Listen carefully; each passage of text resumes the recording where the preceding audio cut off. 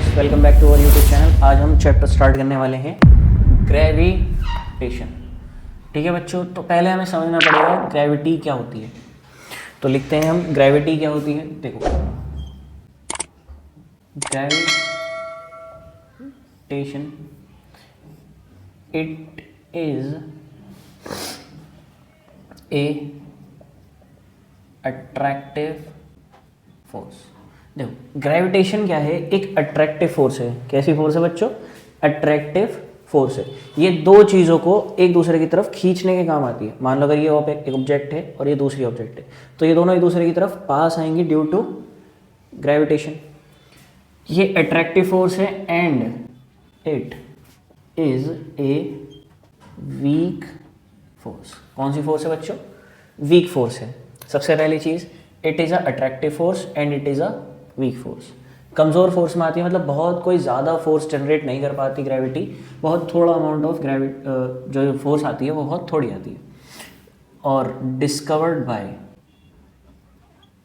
Newton. किसने discover करी थी सबसे पहले? सबसे पहले नहीं, इससे पहले और भी साइंटिस्ट ने इसके बारे में बात करी थी, लेकिन न्यूटन वो साइंटिस्ट था जिसने इसके बारे में प्रॉपर चीज़ें बताई, जैसे डेफिनेशन दी, फॉर्मूला दिया, कैसे काम करती है ये बताया। ये सारी चीज़ें न्यूटन ने हमें बताई। अब जो न्यूटन की दी हुई डेफिनेशन थी वो क्या थी? Force is a attractive force which is directly proportional to the product of masses of bodies and inversely proportional to the square of distance between the objects। ये है न्यूटन की दी हुई डेफिनेशन। देखो, न्यूटन भैया ने क्या कहा? न्यूटन ने कहा कि जो ग्रेविटी है वो डायरेक्टली प्रोपोर्शनल है दोनों बॉडीज़ के मास के प्रोडक्ट के बराबर। ठीक है। सेकंड बात इन्होंने क्या कही कि दोनों के बीच में जितनी ज़्यादा डिस्टेंस होगी फोर्स ऑफ ग्रेविटी उतनी ज़्यादा कम होती चली जाएगी। ठीक है जी। अब अगर मैं इन दोनों को कंबाइन कर दूं तो क्या बनेगा? m1 m2 अपॉन में r²। अब जब तक ये वाला निशान है, प्रोपोर्शनैलिटी कहते हैं इसे, प्रोपोर्शनैलिटी कहते हैं इस साइन को। क्या कहते हैं बच्चों? प्रोपोर्शनैलिटी। जब तक ये निशान है मैं इसके साथ कोई भी मैच नहीं कर सकता। ठीक, तो आप क्या करते हो? इस निशान को हटाते हो, इसके जगह बराबर का निशान लेकर आते हो और क्या लगाते हो? G। और ये बनता है ग्रेविटेशनल फोर्स का फॉर्मूला। किसका फॉर्मूला है बच्चों? ये ग्रेविटेशनल फोर्स। SI यूनिट क्या है इसकी? न्यूटन। इसकी SI यूनिट भी क्या है बच्चों? न्यूटन। ठीक है। अब मान लो एक ऑब्जेक्ट ये है जिसका मास क्या है? m1। एक ऑब्जेक्ट ये है जिसका मास क्या है? m2। और इन दोनों के बीच की डिस्टेंस कितनी है? r या d से आप कह सकते हो। अब ये मास इसको अपनी तरफ खींचेगा, ये वाला मास इसको अपनी तरफ खींचेगा। देखो, ये वाला मास चाहेगा कि ये इसकी तरफ आ जाए और ये वाला मास चाहेगा ये इसकी तरफ आ जाए। तो दोनों ऑब्जेक्ट्स एक दूसरे को अपनी तरफ खींचने की कोशिश करेंगी, जिसकी वजह से दोनों के बीच में एक फोर्स क्रिएट होगी which is depend upon mass and distance. समझ में आ गया बच्चों? यहाँ तक अब आपको कोई चीज़ अगर समझ नहीं आई हो तो बता दो। चलिए फिर आगे चलते हैं। ग्रेविटेशन हो गया, ग्रेविटेशन का वो हो गया, क्या कहते हैं, फॉर्मूला हो गया। ओके। इसके बाद दो चार चीज़ें आपको समझनी है। सबसे पहला आता है एक मास, उसके बाद क्या आता है बच्चों? मास। मास क्या होता है? Amount of substance present in a body is termed as mass of body। इसकी यूनिट क्या होती है? केजी। क्या होती है बच्चों यूनिट इसकी? केजी। इसके बाद आता है आपका वेट। अब आपको याद हो तो एक मैंने लेक्चर आपका लिया था, उसमें मैंने मास और वेट के बारे में पढ़ रहे थे, और वहाँ मैंने आपसे कहा था कि साइंस की टर्म में जिसे साइंस वेट कहती है वो एक इंटायरली डिफरेंट क्वांटिटी है, मतलब बिल्कुल ही अलग चीज़ है। तो वेट होता क्या है? It is a type of force. क्या है बच्चों ये? Which acts on the mass of body and force applied by the earth. देखो जब अर्थ, अब समझो ये आपकी अर्थ है, ये क्या है बच्चों? सिंपल सी आपकी अर्थ है, ठीक है। और ये मान लो कोई ऑब्जेक्ट है जो यहाँ पर है, या मैं कहूँ मून है। अब अर्थ मून को अपनी तरफ खींचने की कोशिश करेगी, ठीक है, और मून अर्थ को अपनी तरफ खींचने की कोशिश करेगी, दोनों एक दूसरे को अपनी तरफ खींचने की कोशिश करेंगी। अब हम मून की फोर्स को क्या कर देते हैं, अभी नहीं मानते कि मून फोर्स नहीं लगा रहा, हम ये मान के चलें सिर्फ अर्थ क्या कर रही है, मून को अपनी तरफ खींचने की कोशिश कर रही है। तो जिस फोर्स से अर्थ मून को अपनी तरफ खींचेगी, क्या कहा मैंने? जिस फोर्स से अर्थ मून को अपनी तरफ खींचेगी, यानी कि अर्थ जो फोर्स लगाएगी किसी चीज के ऊपर नीचे खींचने के लिए, that force is weight. That force is weight. समझ में आया? अब समझो, देखो वेट का फॉर्मूला क्या होता है? वेट का फॉर्मूला होता है mg। देखो अर्थ अपने पास से एक एक्सेलरेशन जनरेट करती है हर एक ऑब्जेक्ट पे, एक g, इसको हम स्मॉल g के नाम से जानते हैं। और यहाँ पर मास ऑब्जेक्ट का, जब ये दोनों मिलेंगे तो ये नीचे खींचेगा। और मेरे को बताओ फोर्स का फॉर्मूला क्या होता है बच्चों? ma, mass into acceleration. अब ये मास तो ये रहा, एक्सेलरेशन की जगह हमने g लिख रखा है। यहाँ तक का समझ में आ गया? ओके अब हम पढ़ेंगे एक्सेलरेशन ड्यू टू ग्रेविटी। क्या पढ़ेंगे बच्चों? Acceleration due to. यहाँ पर आपसे ये पूछा जा सकता है कि ये जो g है बड़ा वाला, इसकी वैल्यू होती है 6.674 इंटू 10 की पावर -11। इसकी यूनिट होती है न्यूटन मीटर स्क्वायर पर केजी, ठीक है। अब मुझे ये बताओ, आपको यहाँ तक ये चीज़ समझ में आई? आपको ये चीज़ यहाँ तक समझ में आई कि gravitation, law of gravitation by Newton, उसका डेरिवेशन, मास क्या होता है, वेट क्या होता है? चलो अगर आपके यहाँ तक समझ में आ गया है तो हम इससे आगे चलते हैं। चलिए फिर चलते हैं। अल्लाह तेरा शुक्र। अब इसमें एक टॉपिक आएगा आपका एक्सेलरेशन ड्यू टू ग्रेविटी। क्या आएगा बच्चों? Acceleration due to gravity. क्या आएगा बच्चों? Acceleration due to gravity. अब समझो होता क्या है। When gravitational force is applied on an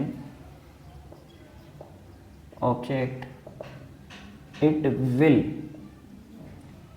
experience a certain amount of acceleration due to gravitational force. That acceleration is known as acceleration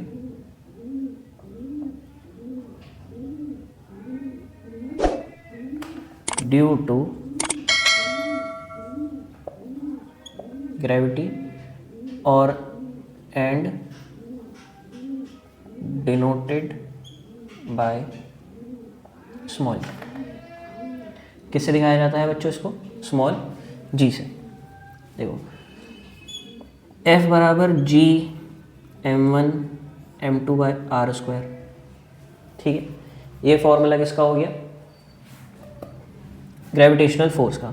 force का formula क्या होता है? M A G capital M small M upon में R square, ठीक है। अब यहाँ पर कैपिटल एम क्या है? Mass of earth. Small M क्या होता है बच्चों? Mass of body. और ये आर क्या है? Radius of earth. क्या है बच्चों?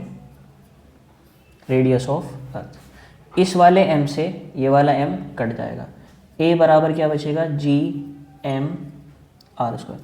जब आप इसको सॉल्व करोगे वैल्यूज रख के, तो ये ऑलमोस्ट 9.8 मीटर पर सेकेंड स्क्वायर के इक्वल आएगा, जिसको हम 10 मीटर पर सेकेंड स्क्वायर के भी बराबर मान लेते हैं राउंड ऑफ करके। समझ में आया? एक्चुअल वैल्यू कितनी होती है? 9.8, लेकिन हम मान कितनी सकते हैं? 10। कितनी मान सकते हैं बच्चों? 10। क्यों? राउंड ऑफ करके। और अगर आपको कैलकुलेशन में नहीं, क्वेश्चन के अंदर नहीं गिवन है कि कौन सा वाला यूज़ करना है, तो आप आंख बंद करके किसे लगाओगे? 10 वाले को। लेकिन अगर क्वेश्चन ने मेंशन कर दिया कि इसी वाले को यूज़ करना है, तो आपको ना चाहते हुए भी इसी को यूज़ करना पड़ेगा। समझ में आ गया? चलिए आगे चलें। देखो जी, अब आता है difference between capital G and small G. Difference between capital G and small G. जो आपका जी है, कैपिटल जी,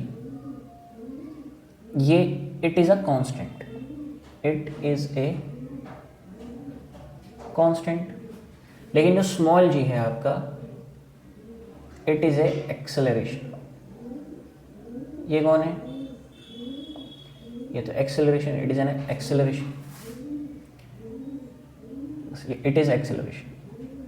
अब द वैल्यू डजंट चेंज। इसकी जो वैल्यू होती है, value of G is does not change with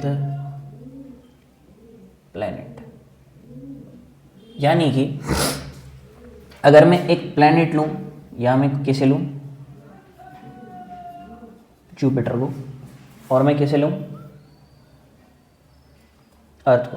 तो जो जी की वैल्यू इसके लिए है, वही जी की वैल्यू इसके लिए है। दोनों की जी में कोई फर्क नहीं। साथ ही साथ अगर ये मून है, तो इसके लिए भी ये जी की वैल्यू क्या होगी? फिक्स। इसके लिए भी फिक्स होगी, इसके लिए भी फिक्स होगी, इसके लिए भी फिक्स। यही रहेगी। जी बराबर कितना होता है? 6.678, इतना लिखवाया था अभी आपको।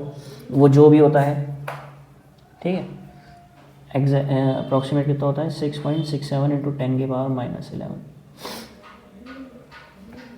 ठीक है जी। और ये क्या होगी? It will change with planet. जैसे जैसे आप प्लैनेट चेंज करोगे, प्लैनेट का साइज, प्लैनेट का मास। अब देखो ना, यहाँ ए, ये जो ए है, ये किस किस चीज़ पे डिपेंड कर रहा है? ये तो फिक्स है, मास पे और रेडियस पे। यानी कि प्लैनेट जितना बड़ा होगा, उसका ए उतना कम होगा। लेकिन उसके साथ साथ मास, जितना ज़्यादा मास, स्मॉल जी उतना ही ज़्यादा। अब मुझे बताओ, दोनों में से भारी कौन है? जुपिटर भारी है या अर्थ भारी है? ऑब्वियस सी बात है, जुपिटर भारी है। तो जुपिटर के स्मॉल जी की वैल्यू ऑटोमेटिकली क्या हो जाएगी? ज़्यादा हो जाएगी इसके मुकाबले, अर्थ के मुकाबले। अब कंपैरिजन के तौर से मून और अर्थ का लेते हैं, तो इन दोनों के जो जी का डिफरेंस आता है, वो जी ई बराबर होता है 6 टाइम ऑफ जी एम। यानी कि मून के एक्सेलरेशन ड्यू टू ग्रेविटी को जब आप 6 बार मल्टीप्लाई करोगे उससे, 6 से, तो किसके बराबर आएगा? Acceleration due to gravity of अर्थ।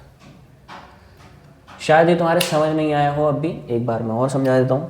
देखो, कैपिटल जी और स्मॉल जी का बहुत बेसिक डिफरेंस है। सबसे पहला डिफरेंस तो ये है कि ये कांस्टेंट वैल्यू है। कांस्टेंट वैल्यू का मतलब क्या होता है, जो वैल्यू चेंज ना हो, फिक्स रहे। क्या रहे? फिक्स, चेंज ना हो। लेकिन स्मॉल जी क्या है, ये तो एक एक्सेलरेशन है, फोर्स थोड़ी है, ना कोई कांस्टेंट है, ये तो एक्सेलरेशन है। दूसरा, स्मॉल कैपिटल जी की वैल्यू प्लैनेट के साथ चेंज नहीं होगी, यानी कि अगर मैं जुपिटर ले रहा हूँ तो इसके लिए भी जी की वैल्यू इतनी, अर्थ है तो उसके लिए भी जी की वैल्यू इतनी, मून है तो उसके लिए भी जी की वैल्यू इतनी। लेकिन अगर मैं बात करूँ स्मॉल जी की, तो स्मॉल जी की वैल्यू जुपिटर के लिए कुछ और होगी, अर्थ के लिए कुछ और होगी, मून के लिए कुछ और होगी। अगर मैं मून और अर्थ का कंपैरिजन करूं तो जितनी जी स्मॉल जी मून का होगा, यानी कि एक्सेलरेशन ड्यू टू ग्रेविटी जितना मून का होगा, और मैं उसे 6 बार ऐड करूं तो मेरा किसकी जी की वैल्यू आएगी? किसकी जी की वैल्यू आएगी? अर्थ की। समझ में आया? चलिए, बेसिक डिफरेंस समझ में आ गए। अब कुछ चीज़ें समझनी है। फ्री फॉल को ही हम क्या कहते हैं? वेट लेसनेस। क्या कहते हैं बच्चों? फ्री फॉल और wait लेसनेस।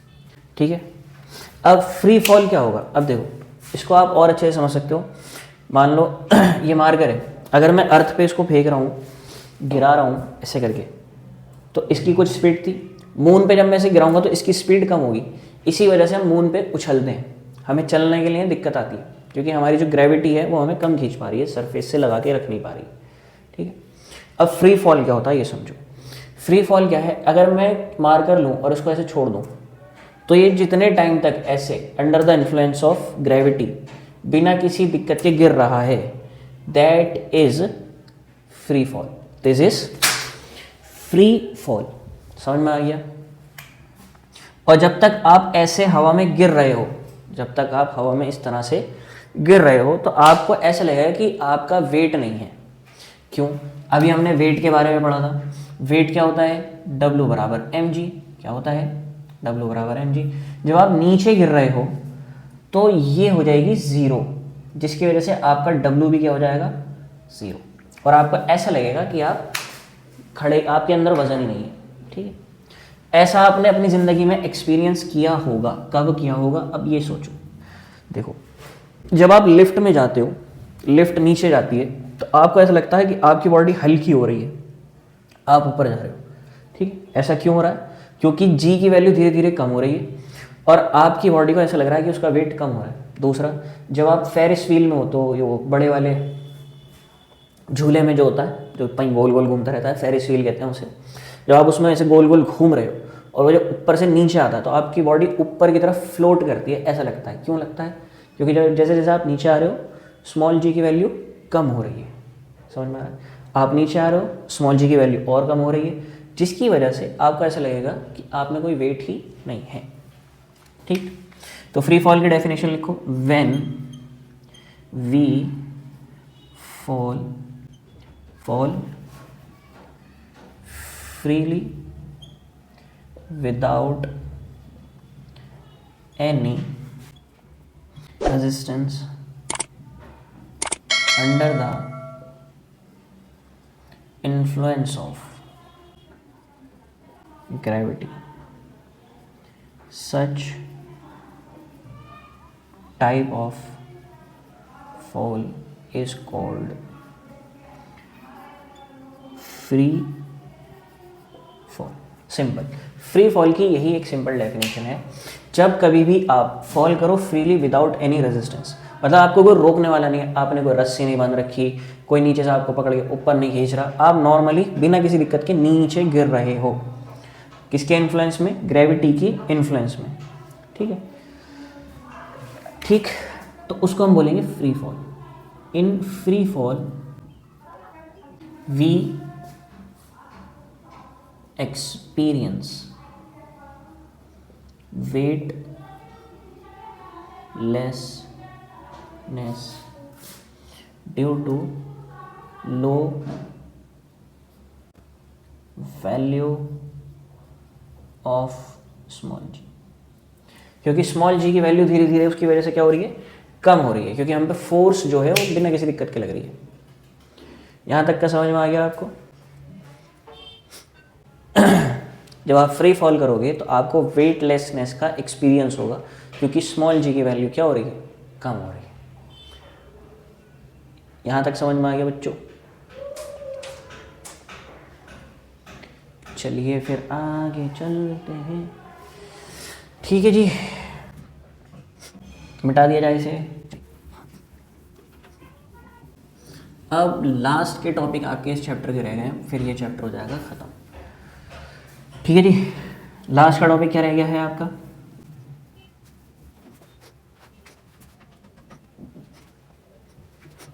Archimedes principal. Archimedes principal. Archimedes principal क्या कहता है कि अगर आप किसी बॉडी को पानी में डुबोना चाहो, क्या करना चाहो, पानी में डुबोना चाहो, तो जितना उसका वॉल्यूम होगा वो उतना ही पानी को क्या कर देगी, डिस्प्लेस कर देगी। समझ में आया? When we immersed an object partially और फुल्ली, जब आप किसी ऑब्जेक्ट को इमर्स करो यानी कि डुबोने की कोशिश करो, पार्शियली करो या पूरी तरह से करो। पार्शियली का मतलब आधा डुबोया जाए, फुल्ली का मतलब पूरा डुबो दिया जाए। इट विल डिस्प्लेस, ये क्या करेगी, डिस्प्लेस कर देगी equal amount of water to the volume of object, volume of objects immersed. ठीक है, जितना वॉल्यूम आपने पानी के अंदर डुबोया है उतना ही पानी वो डिस्प्लेस कर देगी। That is the Archimedes principal. ठीक है, एंड व्हाट एक और डेफिनेशन दी जाती है, और when we immersed an object partially or fully, it experience the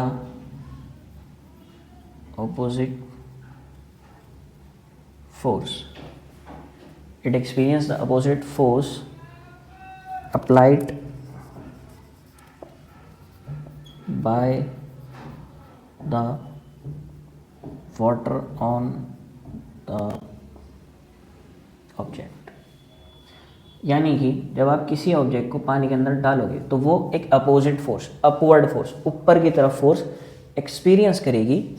ठीक है, और ये फोर्स किसकी वजह से लगेगा, वाटर की वजह से, और ये किसके बराबर होगा, जितनी वॉल्यूम आपने पानी के अंदर बॉडी की डाली है। ठीक है, अब इसमें कुछ केसेस बनते हैं। And the force known as is, and the force is known as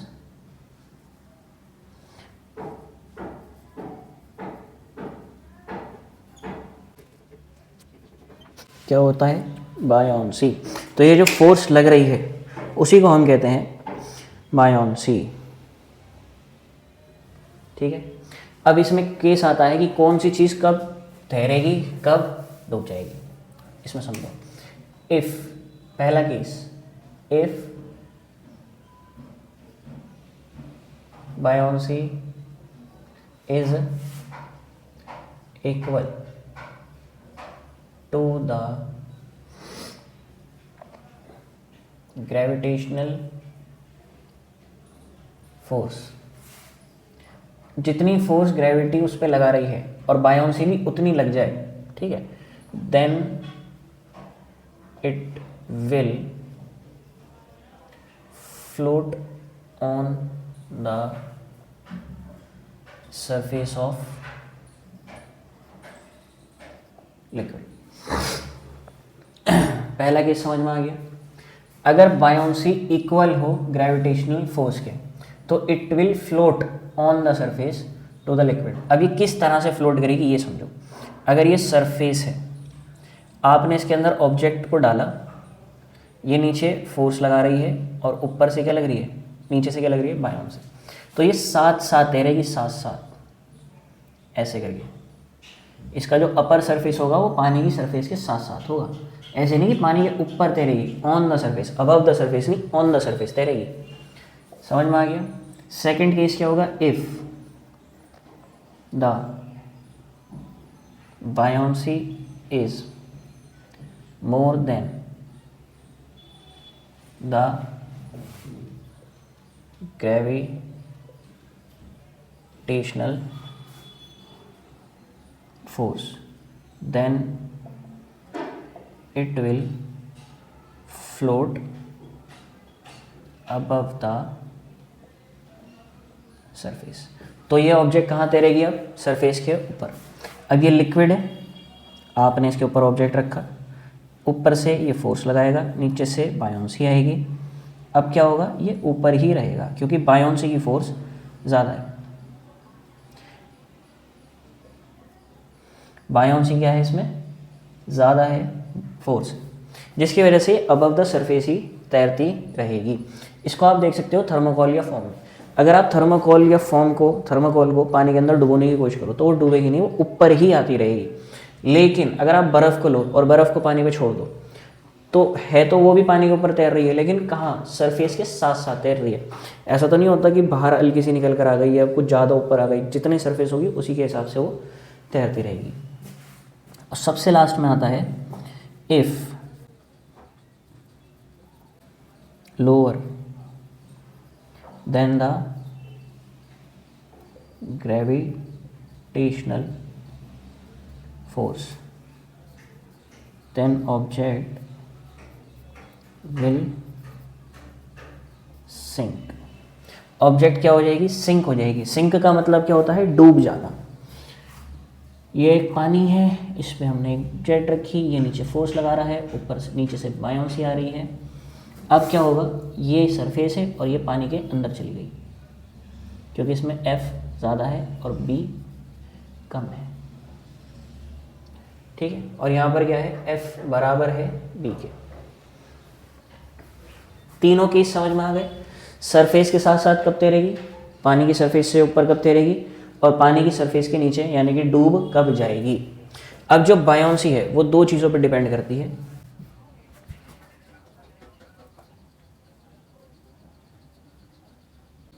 पहला आता है वॉल्यूम ऑफ ऑब्जेक्ट, सेकंड होता है डेंसिटी। देखो कैसे, अगर कोई पत्थर है छोटा सा ही सही, ठीक है, छोटा सा हल्का सा 5 ग्राम का, लेकिन पानी के ऊपर डालूंगा तो वो डूब जाएगा, ठीक है। लेकिन अगर मैं एक लकड़ी ले रहा हूँ जो 100 किलो की है, उसको पानी पर डालूँ तो वो तैरेगी। भाई मास तो बहुत ज़्यादा डिफरेंस है, वो तैर कैसे पा रहा है। देखो वजह है डेंसिटी, ठीक है। पानी की डेंसिटी के अगर बराबर आप हो तो पानी के साथ साथ तैरोगे। पानी की डेंसिटी से आप हल्के हो तो पानी के ऊपर तैरोगे, और पानी की डेंसिटी से नीचे हो तो नीचे चले जाओगे। अब अगर आपको यहाँ तक का समझ में आ गया है तो मैं आपको थोड़ा सा डेंसिटी के बारे में समझा देता हूँ लिख के। इतने आप इसको उतार लो फटाफट, ठीक है। उतार लिया, मिटा दो, ठीक। देखो बच्चा लोग, density, what is density? Simple सी चीज़ है, amount of substance present in a given volume is called density। समझो, अगर डेंसिटी क्या होती है, मास बाय वॉल्यूम होती है बेसिकली। डेंसिटी का फॉर्मूला क्या होता है, मास अपॉन में वॉल्यूम, ठीक है। ये है डेंसिटी का फॉर्मूला। डेंसिटी ऑफ वाटर कितनी होती है, ये इंपॉर्टेंट है, ये पूछ लेते हैं आपसे। बताओ डेंसिटी ऑफ वाटर क्या होता है या कितना होता है। तो ये होता है 1000 kg/m3। और इसकी SI यूनिट क्या होती है बच्चों? kg/m3। ठीक है। इसके बाद आता है आपका सिंपल सी एक चीज़, that is relative density. Relative density क्या होती है? इट इज द रेशो नहीं, it is the comparative density of object to the density of water. Relative density का फॉर्मूला क्या होता है? Density of object divide by density of water. सीधा सीधा कहा जाए तो density of object divide by 1000। अगर कोई चीज़ की रिलेटिव डेंसिटी, अगर किसी चीज़ की रिलेटिव डेंसिटी बराबर आ जाए किसके? 1 के, तो ये क्या करेगी? फ्लोट करेगी ऑन द सरफेस। तो जो बर्फ़ आइस होती है उसकी डेंसिटी लगभग पानी के जितनी होती है, जिसकी वजह से वो सरफेस के साथ साथ फ्लोट करेगी। लेकिन अगर किसी चीज़ की रिलेटिव डेंसिटी किससे ज़्यादा आ जाए? 1 से ज़्यादा आ जाए, तो ये फ्लोट करेगी अबव द सरफेस के ऊपर। अगर रिलेटिव डेंसिटी 1 से कम हो जाए, इट विल सिंक। वो क्या हो जाएगी? डूब जाएगी। सिंपल सी चीज़ है। डेंसिटी का भी कॉन्सेप्ट समझ में आ गया, बायोन्सी फोर्स से भी समझ में आ गया, कोई चीज़ क्यों तैरेगी, क्यों नहीं तैरेगी, क्या होता है, कैसे होता है। ठीक है। अब आपका इसमें कोई डाउट हो तो you can ask me. Okay बच्चों, इसी के साथ ये चैप्टर हो जाता है हमारा ख़त्म, फिनिश। इसी के बाद हम मिलेंगे आपको नेक्स्ट वीडियो में किसी और चैप्टर के साथ, किसी और इम्पॉर्टेंट फ़नी वीडियो के साथ, जो आपके सिलेबस को, आपकी स्टडी को और आसान बना देगा। Good luck, all the best and keep studying. पढ़ते ज़रूर रहिए and goodbye. Thank you.